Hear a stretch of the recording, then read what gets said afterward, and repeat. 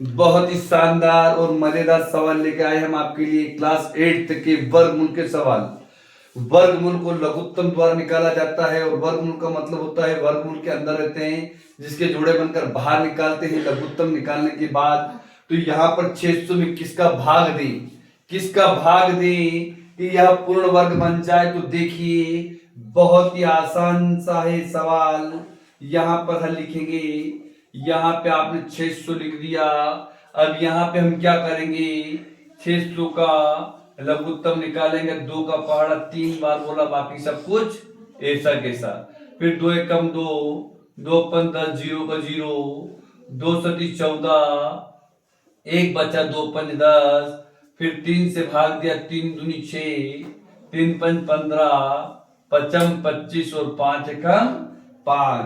यहां पर हम एक काम करते हैं, 600 का वर्गमूल यानी 600 का जो लघुत्तम एलसीएम हमने निकाला, उस एलसीएम के सभी गुणनखंड यानी टुकड़े कहो या गुणनखंड कहो, सबको यहां पर हम लिखते हैं। 2 2 2 3 5 5। वर्गमूल का मतलब पहले ही मैंने बता दिया था आपको। वर्गमूल का मतलब होता है जोड़े बनाना दो दो संख्या के। तो यहां पर हमने देखा कि 2 का तो जोड़ा बन गया, लेकिन यहाँ पे ना तो 2 का जोड़ा 1 2 और 1 3 शेष बच रहा है और 5 का जोड़ा भी बन रहा है।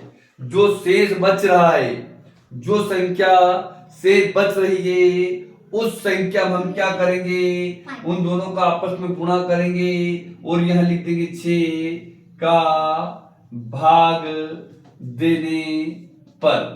अगला सवाल मैं बताता हूं आपको इसी प्रकार। 128 में किसका गुणा करें। यहां मैंने अगली संख्या लिख दी। 128 में किसका